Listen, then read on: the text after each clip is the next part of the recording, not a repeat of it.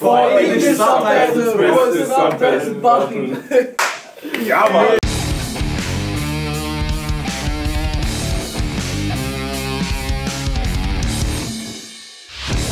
Hallo zu einer neuen Reptil-TV-Folge, mein Intro-Tierchen heute. Ich hatte überlegt, ob ich heute eine Folge machen soll, Brutraum-News, da werdet ihr sicherlich oder einige von euch drauf warten. Ist noch ein bisschen zu früh. Ich wollte es eigentlich machen, habe da ein wenig durchgeguckt und dachte, ach, so viele tolle Sachen finde ich gar nicht.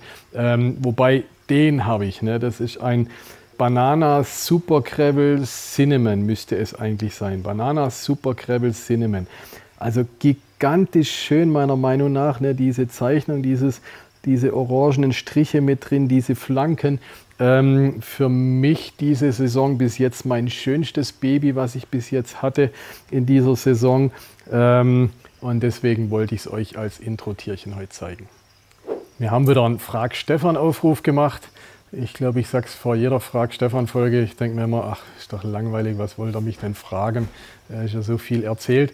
Aber es kommen immer 30, 40, 50 Fragen, also von dem her scheint Interesse dran zu sein und es kommen gute Fragen. Wenn ich den dann durchlese, denke ich, ach ja, interessant. Eigentlich ist es schon so, dass ich dann immer, ich kann nicht alle 40 Sachen beantworten. Manche Sachen wiederholen sich auch. Genau, Tipp an euch, wenn ihr Fragen habt, schaut mal, ob es nicht schon behandelt wurde, weil dann tue ich es natürlich auch nicht beantworten, wenn ich denke, ach nee, da haben wir schon eine Folge drüber. Manchmal poste ich es auch drunter und schreibe, du, wir haben schon eine Folge drüber. Aber manchmal habe ich einfach die Zeit nicht, um das noch drunter zu posten, weil alles, was weiß ich weiß, wir filmen am Nachmittag und ich gucke die Fragen durch, kopiere die raus und habe dann in dem Moment nicht die Zeit, drauf zu antworten, leider. Vielleicht mal so nachträglich. Lange Rede, kurzer Sinn, tolle Fragen dabei und wir steigen gleich ein.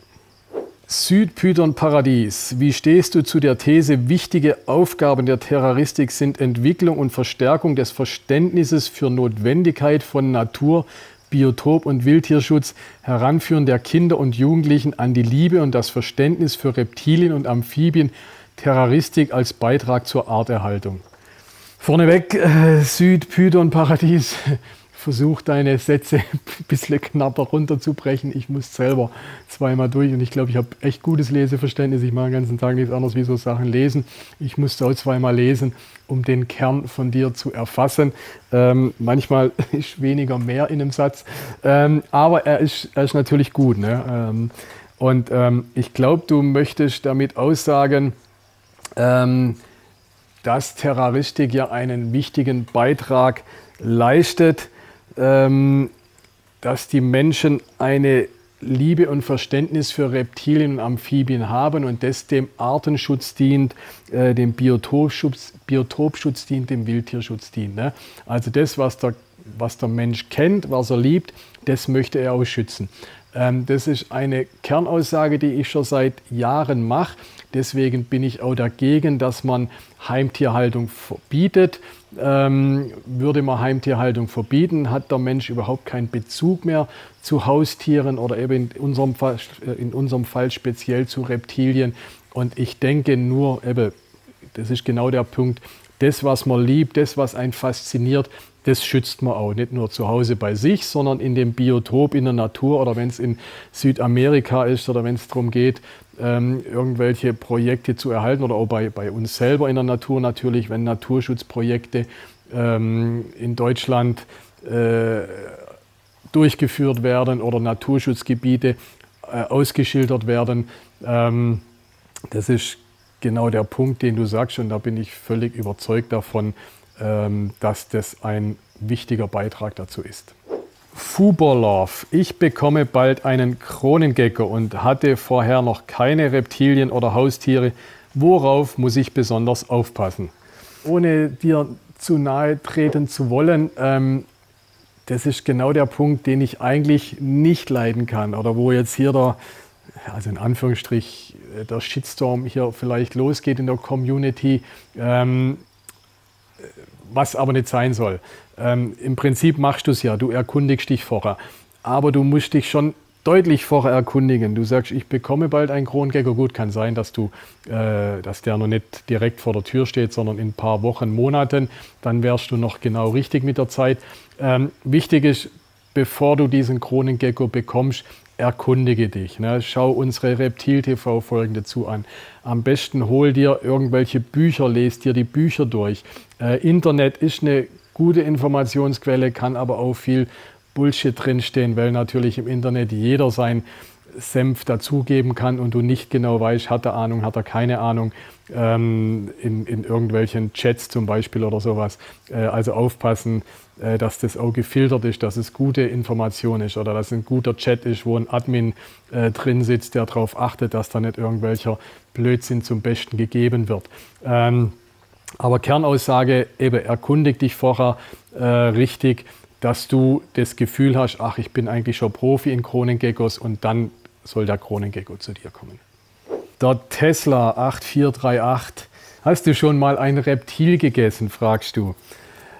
Ja, tatsächlich habe ich schon Reptil gegessen. Für mich ist wichtig, dieses Reptil, das ich esse, muss natürlich gezüchtet worden sein. Dann ist es für mich okay, Reptilien zu essen. Im konkreten Fall war es zum Beispiel Iguana, was ich schon gegessen habe. In Mittelamerika ist ja Iguana schon seit Jahrhunderten eine Speise auf dem Teller. Mittlerweile gibt es da Farmen, da werden die Iguanas gezüchtet als Lebensmittel. Da spricht dann gar nichts dagegen. Oder ich habe auch schon Krokodilfleisch gegessen. Es gibt ja Krokodilfarmen, die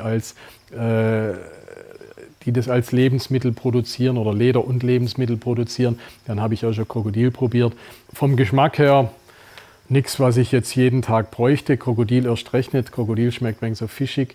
Leguan schmeckt schon ein bisschen besser. Das hat wenig was so von Karnickel, würde ich sagen. So ähnlich, wenn man jetzt so ein Hase oder sowas isst.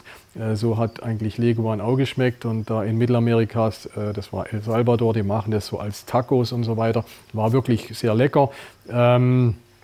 Ja, das ist das, was ich davon schon probiert habe. Und wie gesagt, aus meiner Sicht ethisch für mich vertretbar, wenn die Tiere gezüchtet sind und natürlich nicht irgendwo gefangen werden, in der Natur fehlen, nur damit wir es essen können. Aquaterra MTC. Hi zusammen, ist zwar nicht privat, gibt es bald mal wieder Videos zu Roadtrips oder Kochstudio. Sind immer sehr interessant. Liebe Grüße. Freut mich, wenn du das interessant findest. Ich persönlich auch. Also wenn ich Reptil TV gucken würde, beziehungsweise also ich gucke es ja nicht, weil ich es mache, fände ich persönlich die Roadtrips eigentlich mit am interessantesten. Ne? Weil ich mir denke, ein Terrarianer, klar, wenn ich jetzt zum Beispiel ein Video mache über den Felsenwaran, hat man letztendlich, der ist natürlich interessant, weil mich Felsenwarane interessieren. Aber ein Roadtrip, zum Beispiel die Afrika-Videos, die wir schon gemacht haben, da sehe ich das Biotop, wo die leben, da kriege ich noch mehr Einblick, also über meinen Terrarianer-Tellerrand hinweg. Also ich persönlich finde das auch sehr spannend. Es ist schade, dass du hast tatsächlich recht, in letzter Zeit kommt da viel weniger. Ein Hintergrund ist, dass ich nicht mehr so viel in Afrika bin, wie ich früher schon war. Früher war ich durch die Königspython-Farmen viel in Afrika. Das ist ja alles extrem zurückgegangen, weil so viel Königspythons gezüchtet werden bei uns hier in Europa oder USA, dass die Farmen gar nicht mehr oder der Bedarf von den Farmzuchten fast auf Null zurückgegangen ist. Und entsprechend bin ich seltener unterwegs. Oder die Theo-Farm in Argentinien, wenn ich die habe ich zweimal besucht, habe ich zweimal dazu gefilmt, macht natürlich auch nicht Sinn, wenn ich jetzt das dritte Mal wieder hingehe und darüber filme. Von dem her wird es leider zwangsläufig immer weniger. Ist ein bisschen schade, aber es kommen bestimmt wieder auch Roadtrip-Filme. Demnächst muss ich nach Mauritius wieder gehen, wegen Schildkröten gucken. Ich denke, da werde ich auf jeden Fall einen Film drüber machen. Ja, freut mich, dass das Interesse von dir auch da ist. Channel Red, wirst du wütend, wenn du wirklich schlechte Haltungsformen siehst, zum Beispiel Regenwald-Terrarium für Bartagamen, in Klammer selbst schon gesehen? Wütend werde ich eigentlich relativ selten. Ich bin immer so ein gechillter Mensch und schwer mir irgendwelche so Wahnsinns- oder auch negative Emotionen zu entlocken. Ich wundere mich dann manchmal oder frage mich, wie kommt denn das? Probiere dann das zu erklären und besser zu machen. Ich glaube eben, man muss auch aufpassen, dass man nicht so als Besserwisser hingeht und jedem sagen will, das machst du ja völlig falsch, das macht man ja so. Zum einen hat jeder bisschen vielleicht auch eine andere Meinung dazu über die Haltung. Ne? Der eine findet das wichtiger oder bestes Beispiel Bodensubstrate. Ne? Der eine sagt Sand, der andere sagt, oder wir nehmen Holz zum Beispiel oder sowas. Da kann man drüber diskutieren. Ich glaube, alles ist eben gut als Diskussionsgrundlage, zum sich drüber unterhalten.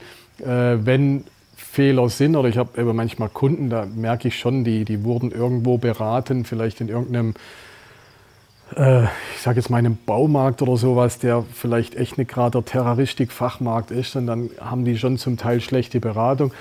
Oft ist die Konsequenz daraus, dass die Leute unnötig Geld ausgeben und zum Beispiel diese Beleuchtung, die sie gekauft haben, die falsch ist und sie sich nochmal eine richtige Beleuchtung kaufen müssen oder so. Vielleicht sind dann die Leute wütend, weil es einfach nochmal Geld kostet. Ja, ich glaube, wichtig, dass man Fehler abstellt, besser macht. Ja, wie gesagt, wütend ist nicht so selten ein Teil meiner Emotionen. Und Fabsi, mich würde interessieren, wenn du heute wieder ganz am Anfang stehen würdest, aber mit dem Wissen, das du heute hast, was würdest du anders machen, was würdest du nicht mehr machen oder womit würdest du früher anfangen? Oder würdest du sogar vom Bereich Reptilien weggehen? Ich glaube, ich würde mit meinem Wissen tatsächlich bei den Reptilien bleiben. Die liebe ich. Ich kann nichts anderes. Macht mir Spaß. Es ist nach wie vor toll. Aber ich muss auch sagen, gerade die letzten Monate, Jahre habe ich sogar wieder einen neuen Antrieb durch das, dass sich auch die Terroristik wenig verändert. Ich habe neue tolle Kunden dazu gekriegt, Bereich Zoos vielleicht Kunden dazu gekriegt, was wirklich toll und spannend ist.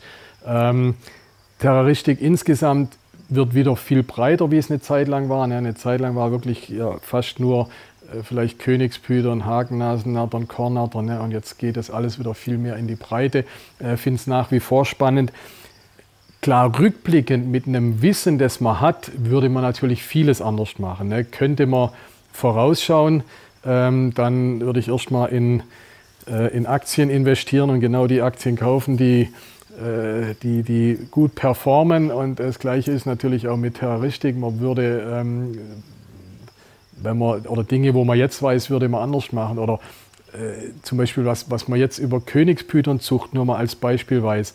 Hätte man das vor 20 Jahren gewusst, hätte man vor 20 Jahren schon Königspütern noch viel toller züchten können, wie man es vor 20 Jahren gemacht hat. Ne? Also da vor 20, 25 Jahren hat man gesagt, oh, Königspütern züchten ganz schön schwierig, heikle Schlange, und jetzt züchtet man die wie Karnickel.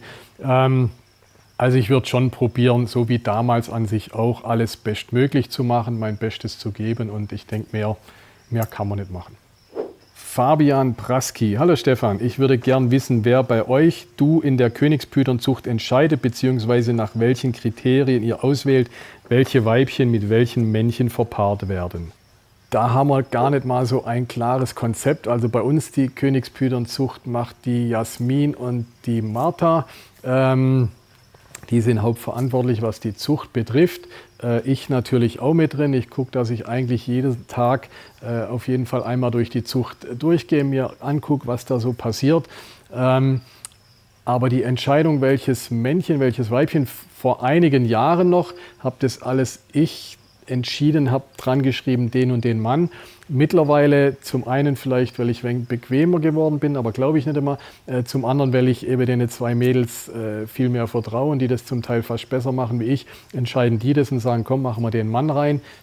Die Fantasie, welche Kombo mit was die schönsten Babys macht, da bin ich, glaube ich, relativ schlecht drin. Also ich kenne andere Königspüternzüchter, da denke ich immer, ey Mensch, wie denken die sich das aus? Da kommt so was Tolles raus. Und bei mir ist immer ein wenig so, also kommen auch tolle Sachen raus, aber ich denke immer, andere können das besser wie ich. Von daher vielleicht manchmal besser, wenn ich mich da ein wenig zurückhalte. Also oft ist das Ergebnis ja nicht das, mit was man rechnet. Man denkt, ich mache das mit dem und dann kommt eine wahnsinnig tolle Farbe raus.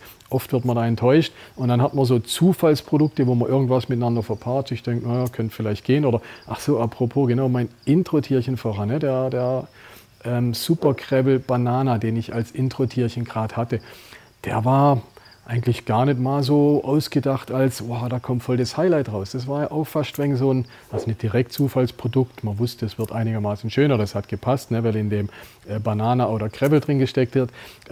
Aber das ist jetzt so ein Ergebnis, wo schöner war, wie das, mit was man gerechnet hat. Von dem her glaube ich, dass auch oft wegen der Zufall hilft. Das waren jetzt einige von euren tollen Fragen, die ich probiert habe, bestmöglich zu beantworten. Daumen hoch bitte geben, wenn ihr es gut fandet. Kanal abonnieren, dann seid ihr immer mit dabei. Glocke anmachen, dann wisst ihr immer, wenn eine neue Folge kommt. Ansonsten bleibt mir treu und mal wieder check my balls.